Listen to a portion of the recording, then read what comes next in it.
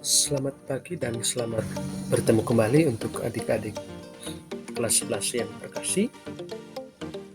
Satu tema baru dalam pembelajaran kita di kelas 11 ini adalah gereja yang satu. Ya, dalam pembahasan ini kita akan melihat begitu banyak hal terkait dengan gereja yang satu. Mudah-mudahan kalian masih semangat untuk mengikuti pelajaran ini, dan mudah-mudahan video ini dengan penjelasan ini bisa membantu Anda untuk memahami gereja yang satu. Baik, sebelumnya mari kita mulai dengan doa pembukaan. Dalam nama Bapa dan Putra dan Roh Kudus. Amin. Ya Allah, pokok keselamatan kami, gerejamu telah menjadi tanda keselamatan bagi banyak jiwa di bumi ini. Kehadiran gereja yang bersifat satu, kudus, katolik, dan apostolik sebagaimana iman para rasul yang telah kami imani sampai saat ini, kini telah menyatukan kami dan menjadi tanda kehadiranmu yang menguduskan kami semua. Kami mohon kepadamu ya Bapa, hadirlah dalam pertemuan ini agar kami semakin mengenal, memahami teristimewa gereja yang satu, serta selanjutnya dapat mengamalkan kehendak-Mu sebagai anggota gereja. Demi Kristus Tuhan dan pengantara kami. Amin. Dalam nama Bapa dan Putra dan Roh Kudus. Amin. Baik, seperti yang kita sudah ketahui, ada beberapa atau 4 sifat gereja seturut ajaran tradisional gereja Katolik. Yang pertama, gereja yang satu. Yang kedua, gereja yang kudus. Yang ketiga, gereja yang katolik. Dan yang keempat, gereja yang apostolik. Baik, dalam pembelajaran ini kita akan fokus di sifat yang pertama, yaitu gereja yang satu. Baik, menurut ensiklopedia gereja, kita lihat bersama. Gereja adalah satu karena bersatu dalam iman, pembaptisan, perayaan Ekaristi, dan pimpinan di seluruh dunia. Kesatuan ini harus dibina, dijaga, dipelihara dalam semangat saling mengampuni dan menghormati. Kesatuan ini bukan keseragaman yang dipaksakan atau tidak mengindahkan kebebasan wajar gereja-gereja partikular.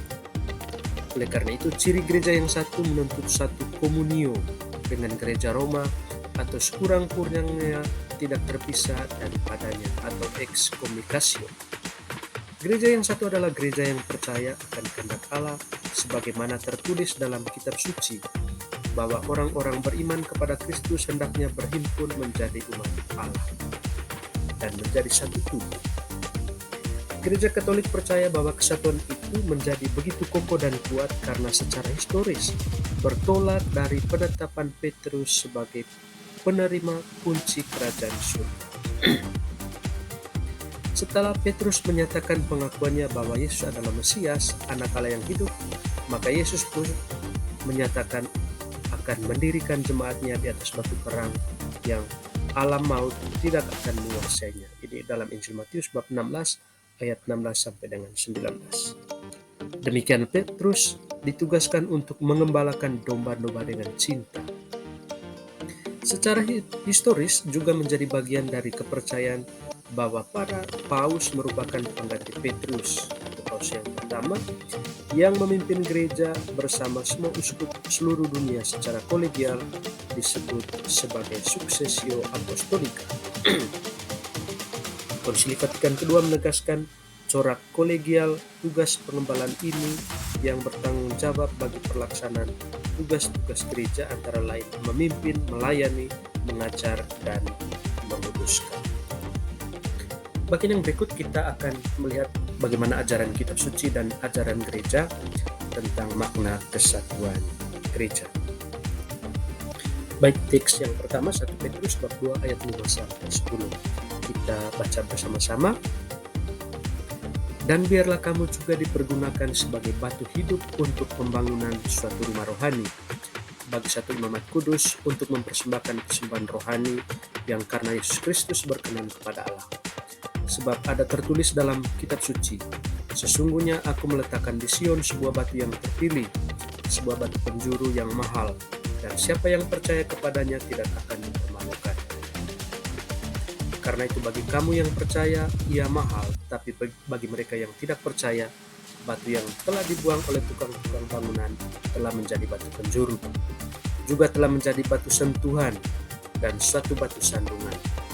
Mereka tersandung padanya karena mereka tidak taat kepada firman Allah, dan untuk itu mereka juga telah disediakan.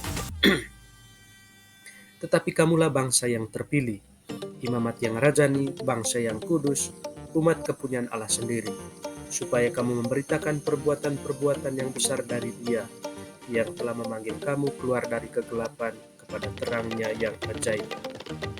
Kamu yang dahulu bukan umat Allah, tapi yang sekarang telah menjadi umat-Nya, yang dulu tidak dikasih, tapi yang sekarang telah beroleh belas kasihan. Teks yang kedua dari 1 Korintus bab 12 ayat 12. Karena sama seperti tubuh itu satu dan anggota-anggotanya banyak, dan segala anggota itu sekalipun banyak merupakan satu tubuh, demikian pula Kristus. Kemudian teks kitab suci yang ketiga 2 Timotius bab 2 ayat 22. Kita lihat bersama. Sebab itu jauhilah nafsu orang muda, kejarlah keadilan, kesetiaan, kasih, dan damai bersama-sama dengan mereka yang berseru kepada Tuhan dengan hati yang murni. Mari kita lihat teks yang keempat, Efesus bab 4 ayat 3 sampai dengan 6.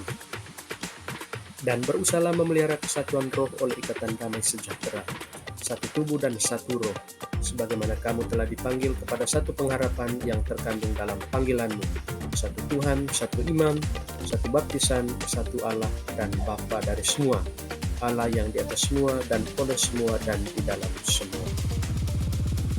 Teks yang kelima dari Injil Matius bab 16 ayat 16 sampai dengan 19. Maka jawab Simon Petrus, engkau adalah Mesias, anak Allah yang hidup. Kata Yesus kepadanya, berbahagialah engkau Simon bin Yunus, sebab bukan manusia yang menyatakan itu kepadamu, melainkan Bapa-Ku yang di surga. Dan aku pun berkata kepadamu, engkau adalah Petrus, dan di atas batu karang ini aku akan mendirikan jemaatku, dan alam maut tidak akan menguasainya. Kepadamu akan kuberikan kunci kerajaan surga.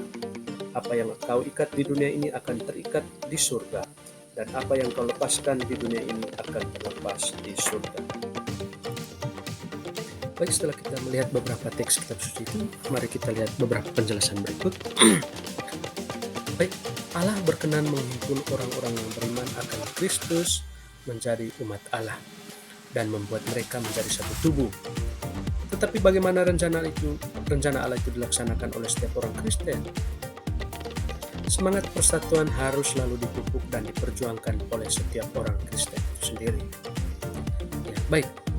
Kesatuan gereja pertama-tama adalah kesatuan iman yang mungkin dirumuskan dan diungkapkan secara berbeda-beda.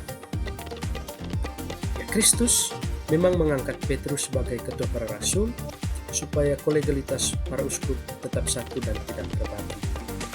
Di dalam diri Petrus, Kristus menetapkan asas dan dasar kesatuan iman serta persekutuan yang tetap kelihatan.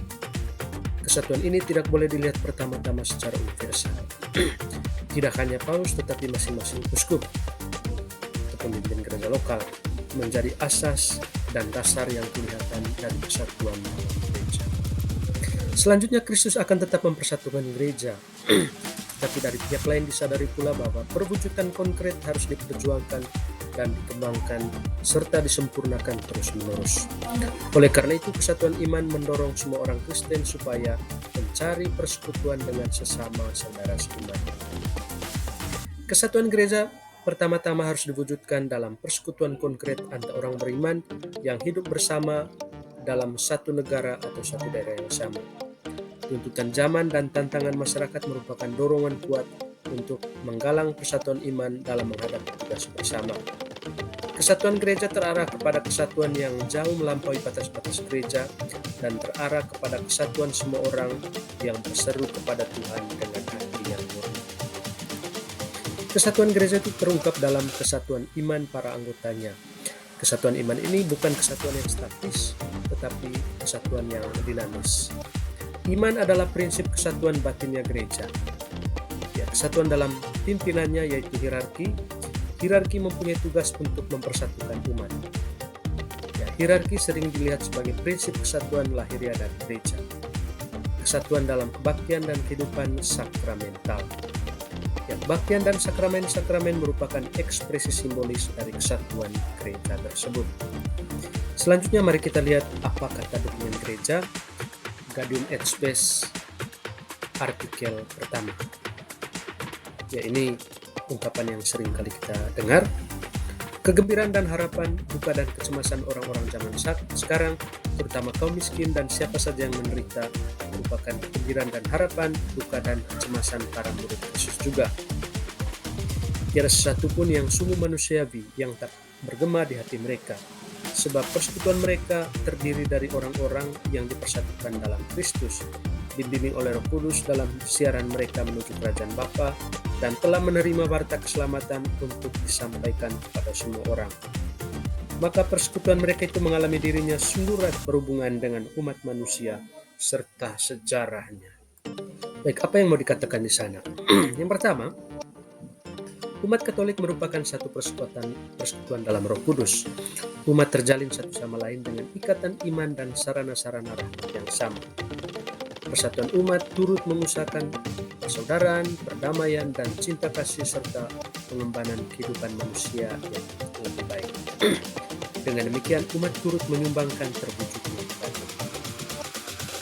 Kemudian yang kedua, semangat dan Roh Kristus adalah semangat dan roh cinta kasih harus menjadi pendorong seluruh jajaran umat untuk mengabdi kepada persatuan, kesatuan, dan solidaritas bangsa, untuk membina toleransi dan kerukunan, untuk mengikhtiarkan kepentingan umum, dan turut membangun di segala sektor. Semuanya dilakukan sambil menghormati otonomi dunia dalam terang cahaya Injil. Kemudian gereja itu ilahi sekaligus insani, berasal dari Yesus dan berkembang dalam sejarah. Gereja itu bersifat dinamis, tidak sekali jadi dan statis. Oleh karena itu, kesatuan gereja harus selalu diperjuangkan. Ya, kita menyadari bahwa kenyataan dalam gereja sering terjadi perpecahan dan keretakan. Perpecahan dan keretakan yang terjadi dalam gereja itu tentu saja disebabkan oleh perbuatan manusia. Ya, dalam katekismus Gereja Katolik dijelaskan bahwa gereja itu satu karena 3 alasan. Pertama, gereja itu satu menurut asalnya, yang adalah Tritunggal Maha Kudus, kesatuan Allah tunggal dalam 3 pribadi, Bapa, Putra, dan Roh Kudus. Kedua, gereja itu satu menurut pendirinya, Yesus Kristus, yang telah mendamaikan semua orang dengan Allah melalui darahnya di salib. Ketiga, gereja itu satu menurut jiwanya, yakni Roh Kudus yang tinggal di hati umat beriman, yang menciptakan persekutuan umat beriman, dan yang memenuhi serta membimbing seluruh gereja. Kemudian kesatuan gereja juga kelihatan nyata. Sebagai orang-orang Katolik, kita dipersatukan dalam pengakuan iman yang satu dan sama, dalam perayaan ibadat bersama, terutama sakramen-sakramen, dan struktur hierarkis berdasarkan suksesi apostolik yang dilestarikan dan dibarisi melalui sakramen tabisan suci. Sebagai contoh, kita ikut ambil bagian dalam misa di Surabaya, Larantuka, di luar negeri, Meksiko, Amerika. Misalnya sama, bacaan-bacanya, tata perayaan, doa-doa, dan lain-lain, terkecuali bahasa yang dipergunakan dapat berbeda. Dirayakan oleh orang-orang yang percaya, yang sama-sama beriman Katolik, dan dipersembahkan oleh imam yang dipersatukan dengan uskupnya, yang dipersatukan dengan Bapa Suci, Paus, penerus tata Santo Petrus. Dan bagian yang terakhir, gereja yang satu memiliki kemajemukan yang luar biasa. Umat beriman menjadi saksi iman dalam panggilan hidup yang berbeda-beda dan beraneka bakat serta talenta, tapi saling bekerja sama untuk meneruskan misi Tuhan kita. Keanekaragaman budaya dan tradisi memperkaya gereja itu dalam ungkapan iman yang satu. Pada intinya, cinta kasih haruslah merasuki gereja, sebab melalui cinta kasihlah para anggotanya saling dipersatukan dalam kebersamaan dan saling bekerja sama dalam persatuan yang harmonis. Oke, adik-adik yang terkasih, demikianlah pembahasan kita tentang materi gereja yang satu. Nanti sifat-sifat gereja yang lain, antara lain kudus, katolik, dan apostolik, itu akan kita bicarakan dalam pembahasan selanjutnya. Mudah-mudahan materi dan pembahasan hari ini yang membantu Anda untuk semakin memahami tentang sifat gereja yang satu. Baik, sebelum kita mengakhiri pembahasan kita, saya mengucapkan terima kasih karena Anda telah mempelajari ini dan menonton video ini dari awal hingga akhir. Ya, untuk tugas-tugas kita itu akan kita lihat di tempat yang lain. Dan sebelum kita mengakhiri kegiatan pembelajaran kita, marilah kita bersama-sama berdoa. Dalam nama Bapa dan Putra dan Roh Kudus. Amin. Terima kasih ya Tuhan Yesus, Juru Selamat kami, atas pertemuan ini yang telah mengingatkan kami akan sifat-sifat gerejamu yang satu, kudus, katolik, dan apostolik, sebagaimana iman para rasul. Secara khusus pada pembelajaran kali ini, kami melihat tentang sifat gereja yang pertama, yaitu gereja yang satu. Kami mohon ya Tuhan, tambahkanlah kepada kami iman, agar kami semakin mampu untuk bersatu mempersiapkan masa depan kami dalam iman akan Yesus Sang Putra yang telah mendirikan gereja bagi kami. Engkau yang hidup dan berkuasa kini dan sepanjang masa. Amin. Bapa kami yang ada di surga, dimuliakan namamu, datanglah kerajaanmu, jadilah kehendakmu di atas bumi seperti di dalam surga. Berilah kami rezeki pada hari ini, dan ampunilah kesalahan kami, seperti kami pun mengampuni yang bersalah kepada kami, dan janganlah masukkan kami dalam percobaan, tetapi bebaskanlah kami dari yang jahat. Amin. Kemuliaan kepada Bapa dan Putra dan Roh Kudus, seperti pada permulaan, sekarang, selalu, dan sepanjang segala abad. Amin. Dalam nama Bapa dan Putra dan Roh Kudus. Amin. Baik adik-adik yang terkasih, ya semoga kalian tetap semangat untuk mengikuti pembelajaran selanjutnya. Terima kasih untuk pertemuan kita kali ini, dan mohon maaf apabila terjadi satu dua kekeliruan atau kesalahan. Sampai jumpa dalam pertemuan dan pembahasan dalam tema yang berbeda selanjutnya. Terima kasih.